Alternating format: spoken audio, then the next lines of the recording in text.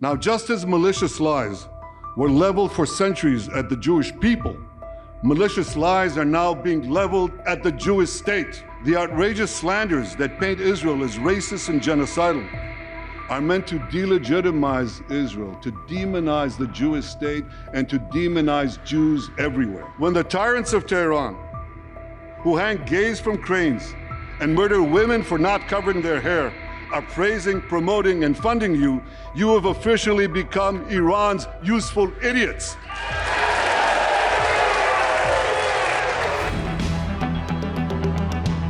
Good evening and welcome to the Rosenberg Report. We are in Washington this week amidst one of the biggest and craziest news cycles of my lifetime. Not in almost a quarter of a century, not since Al-Qaeda attacked America on September 11th, 2001, have I witnessed, me personally, a news cycle as monumental, as chaotic, as crazy as what Americans are going through in recent days. The near assassination of Donald Trump, the Biden bombshell announcement that after winning the Democratic nomination, he's dropped out of the race and wants all of his delegates to back Vice President Kamala Harris, as incompetent and unpopular as she is.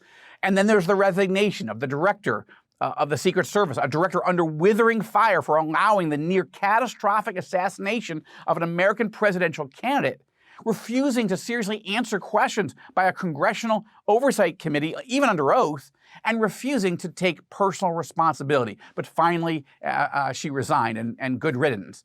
Any one of these stories could have dominated American headlines, global headlines, for weeks, if not months, but they're coming every single day, it seems like. They're coming fast and furious. And then into the mix comes Israeli Prime Minister Benjamin Netanyahu. Now, he arrived in Washington this week amidst a series of massive political earthquakes that are literally changing the American political and social landscape on an hourly basis. There's no way to overstate that. Now, what did Netanyahu do when he arrived? First, on Tuesday, he actually met with a group of evangelical Christian leaders. Why?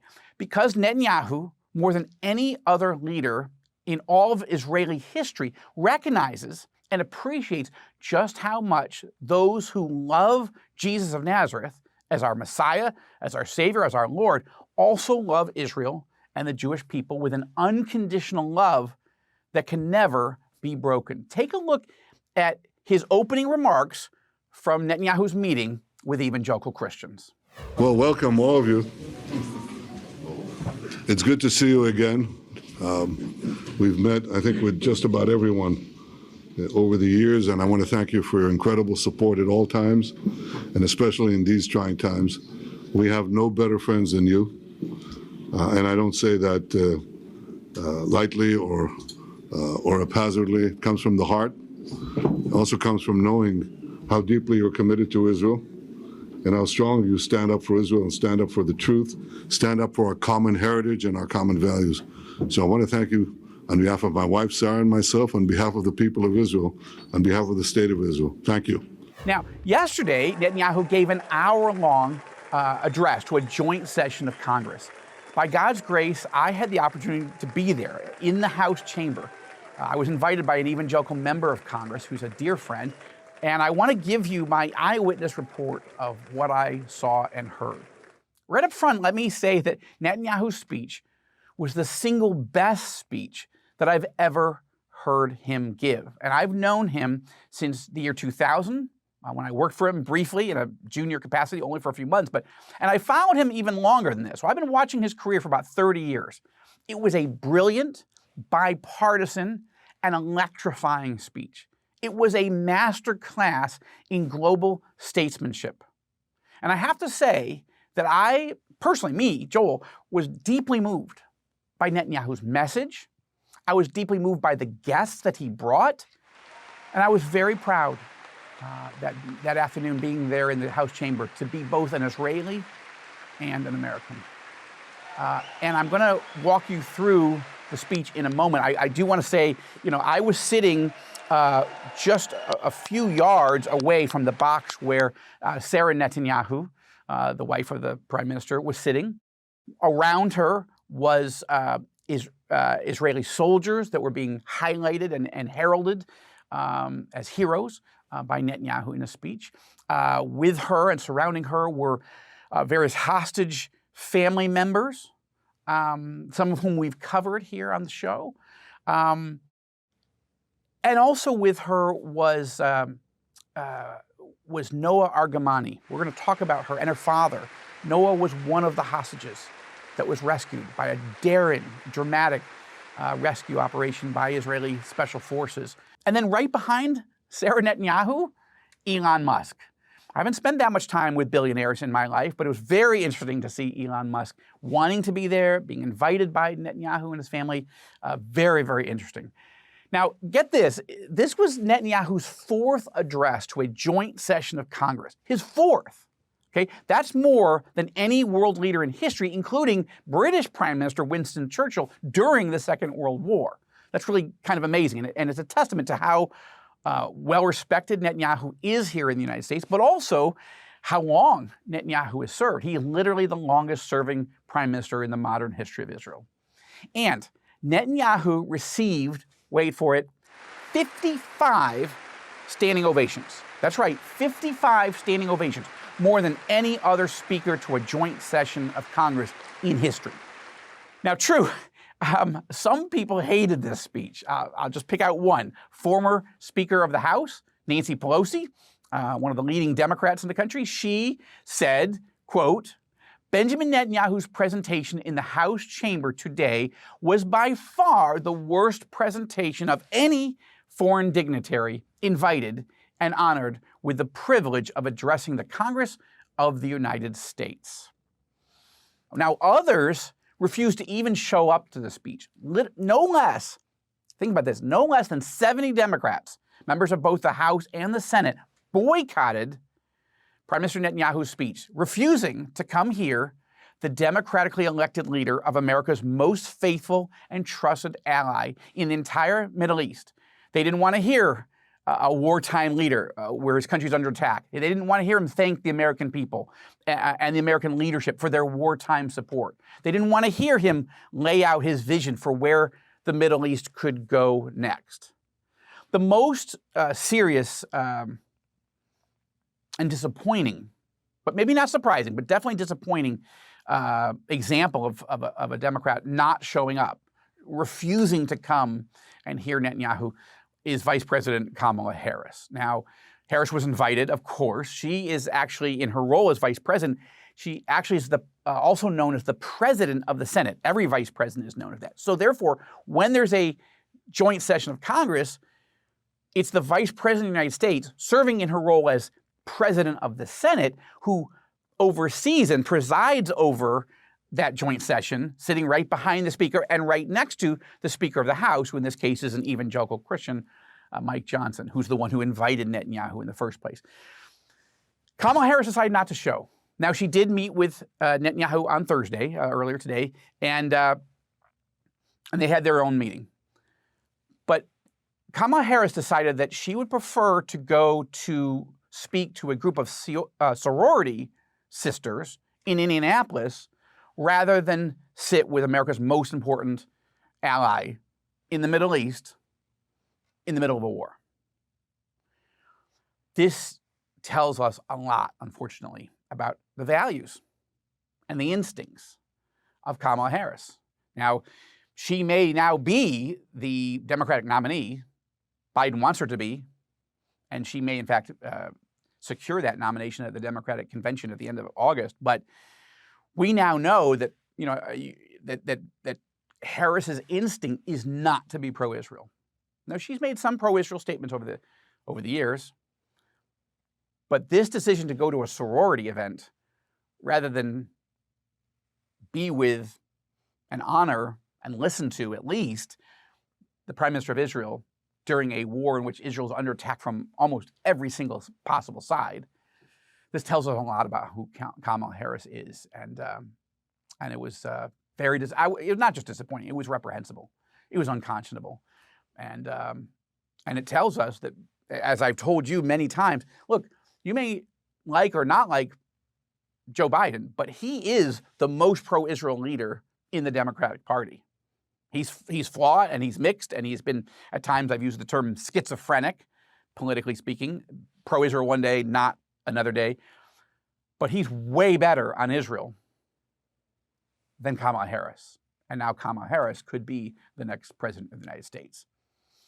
Now, outside the U.S. Capitol, more than 10,000 protesters were burning American flags, burning Israeli flags, cursing Israel, threatening to kill every Jew that they find. You know, when you look at some of these pictures, when you watch some of the video, I heard them just things I cannot repeat on Christian television, things I wouldn't want to repeat anyway. The profanity, the vile, angry, disgusting behavior of not just saying that they hate Israel, that's bad enough, but they hate America. They want America. They burning American flags. This is telling us what the values of these protesters really are. They are not just against Israel; they're against the United States as well. And Netanyahu took on these protesters. Let me show you some of the things that he said and that were very powerful and very funny. Anti-Semitism is the world's oldest hatred. Now, just as malicious lies were leveled for centuries at the Jewish people, malicious lies are now being leveled at the Jewish state. No, don't applaud. Listen. The outrageous slanders that paint Israel as racist and genocidal are meant to delegitimize Israel, to demonize the Jewish state, and to demonize Jews everywhere. Well, I have a message for these protesters. When the tyrants of Tehran, who hang gays from cranes and murder women for not covering their hair, are praising, promoting, and funding you, you have officially become Iran's useful idiots. Now, Netanyahu's number one goal was to thank the American people and the American government for the enduring political, military, and financial support that the United States has shown and given to Israel over all these years, and particularly during this war. And Netanyahu wanted to strengthen America's bipartisan support for the Jewish state. President Biden and I have known each other for over 40 years. I want to thank him for half a century of friendship to Israel. I thank President Biden for his heartfelt support for Israel after the savage attack on October 7th, for his tireless efforts on behalf of the hostages, and for his efforts to the hostage families as well.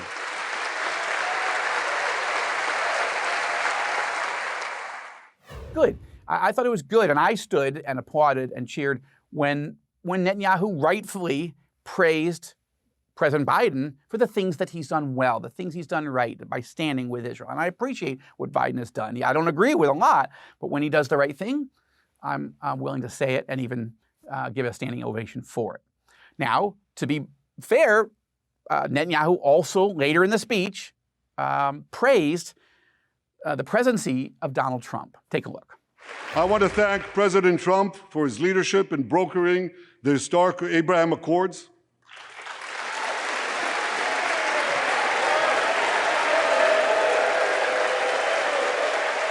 I also want to thank President Trump for all the things he did for Israel, from recognizing Israel's sovereignty over the Golan Heights, to confronting Iran's aggression, to recognizing Jerusalem as our capital and moving the American embassy there. For the forces of civilization to triumph, America and Israel must stand together.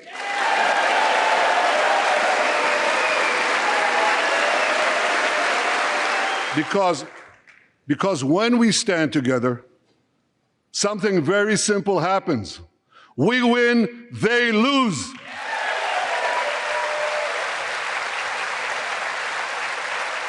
Good. He's absolutely right. And I think it was important for Netanyahu strategically to tie American foreign policy objectives in the Middle East together with Israel's and say we work better when we're together. Now, Netanyahu's next goal was to introduce some Israeli heroes. My friends, for more than 9 months, Israel's soldiers have shown boundless courage. With us today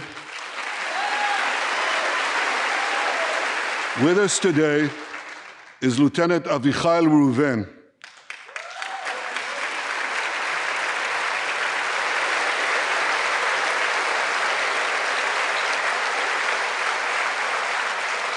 Avichail is an officer in the Israeli paratroopers. His family immigrated to Israel from Ethiopia. In the early hours of October 7th, Avichail heard the news of Hamas's bloody rampage.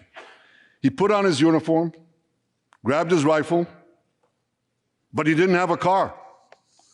So he ran 8 miles to the front lines of Gaza to defend his people.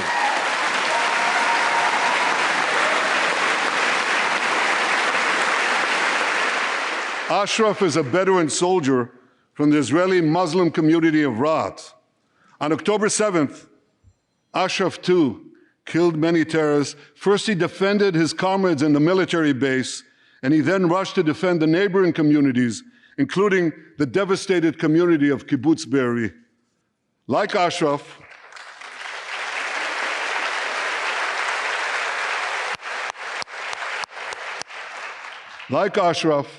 the Muslim soldiers of the IDF fought alongside their Jewish, Druze, Christian, and other comrades in arms with tremendous bravery.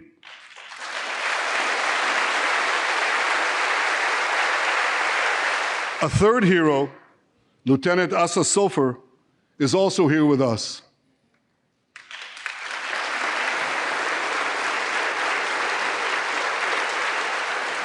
Asa fought as an officer in the tank corps, and he was wounded in battle. He was wounded in battle while protecting his fellow soldiers from a grenade. He lost his right arm and the vision in his left eye.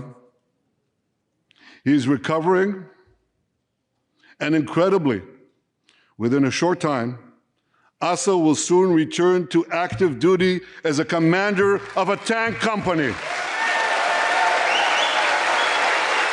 The most moving moment to me was when he introduced Noah Argamani and her father and told the story of Noah's mother. Noah was one of those hostages held captive, but dramatically rescued by Israeli special forces just a few weeks ago, something we focused on here on the Rosenberg Report. But take a look at what Netanyahu said as he talked about his conversations with Noah's mother and how he describes Noah Argamani. One of those freed hostages, Noah Argamani, is here in the gallery, sitting near my wife, Sarah. On the morning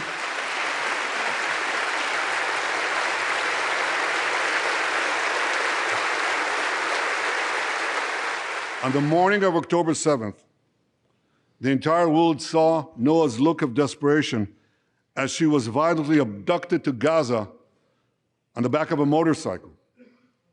I met Noah's mother, Leora, a few months ago. She was dying of cancer. She said to me, "Prime Minister, I have one final wish. I wish to hug my daughter Noah one last time before I die." 2 months ago, I authorized a breathtaking commando rescue operation. Our special forces, including a heroic officer named Arnon Zmora, who fell in this battle, rescued Noah and 3 other hostages.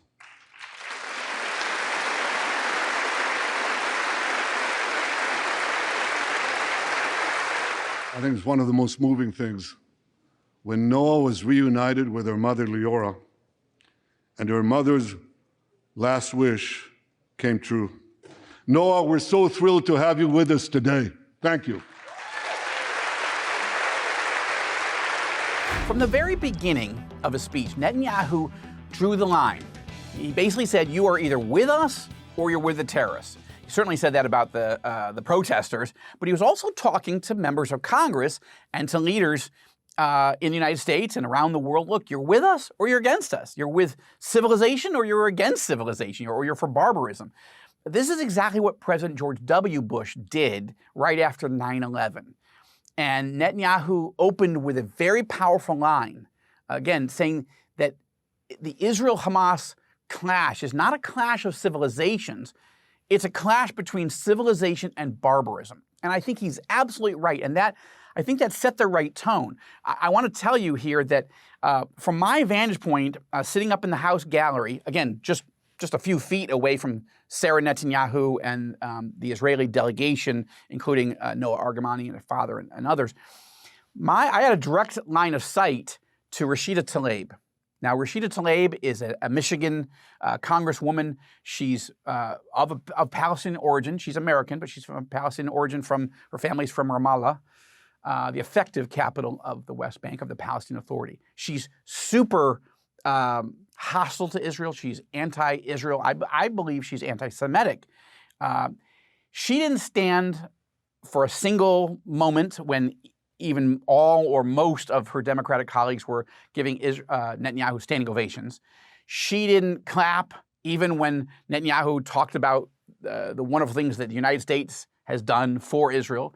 She didn't clap for a vision of getting the hostages out. She sat on her hands mostly, but then during several moments in the speech, she raised up a little sign that called Netanyahu a war criminal. Okay. And in some ways, I think Netanyahu, well, he didn't direct his attention to her, but Rashida Tlaib and people in the squad and other people like her in the United States, generally around the world, and especially in the Democratic Party right now, they have to make a choice. Are you with civilization or are you with barbarism? And this was a major message that Netanyahu gave. And he explained that a victory for Israel in this war is a victory for the United States and the free world. So when Israel fights Hamas, we're fighting Iran. When we fight Hezbollah, we're fighting Iran. When we fight the Houthis, we're fighting Iran. And when we fight Iran, we're fighting the most radical and murderous enemy of the United States of America. We're not only protecting ourselves, we're protecting you. I love that line. I love that point that he made. And I love this line as well. Take a look. My friends, for decades, America has provided Israel with generous military assistance, and a grateful Israel has provided America with critical intelligence that saved many lives. We've jointly developed some of the most sophisticated weapons on earth. I choose my words carefully. We've jointly developed some of the most sophisticated weapons on earth that help protect both our countries.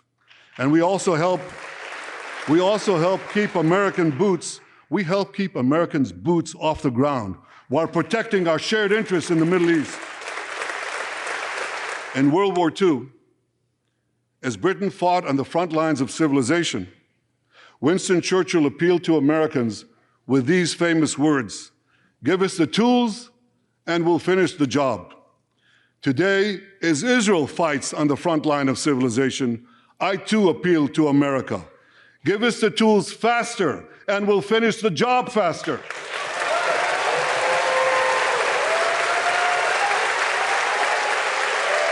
Very interesting and powerful and masterful speech to a joint session of Congress by Netanyahu. What will be the implications of all this back home domestically? We're going to look at that in the days and weeks ahead. I just want to say the people in Israel who hated Bibi last week, they're going to hate him this week. This speech will not change him. But I think this speech will re-energize many on the center right who see Netanyahu having fault, but also see that there is no other Israeli leader who has ever been able to command the world's attention and to operate so effectively, communicating Israel's interests on the world stage as Benjamin Netanyahu. And so, how will that help him politically? We'll see. But be praying. Please keep praying for Mr. Netanyahu and for Sarah, for their protection as they continue to travel and as they head back to Israel and as they as Netanyahu tries to lead Israel going forward. Pray for President Biden, that he and for Kamala Harris, that they would become even more, at least Biden would become more pro-Israel, and that Kamala Harris would become pro-Israel. Keep praying for all our hostages to be released rapidly, that the Lord would move in the spirit of Isaiah 61 and set the captives free. Thank you so much for watching the Rosenberg Report. It's been fascinating to be here on American soil, covering all these things on All Israel News and for the Rosenberg Report. Please share a link to this show on your social media platforms so that to share with your family and friends what I'm saying and encourage them, educate them, and mobilize them to pray for Israel and for the Palestinians. Keep praying. of course, for every Israeli and Palestinian who have been traumatized, who are suffering because of these horrible wars, and Lebanese people too. It is just a tough war, and it just doesn't seem to have an ending at this point. We need to keep praying that the Lord would supernaturally comfort, heal, and redeem Israelis and their Arab neighbors and their enemies. And that's our show. Thank you again for watching. It's a joy and honor to be able to share some of what I saw and heard with you. And Lord willing, I'll see you next week right here on the Rosenberg Report.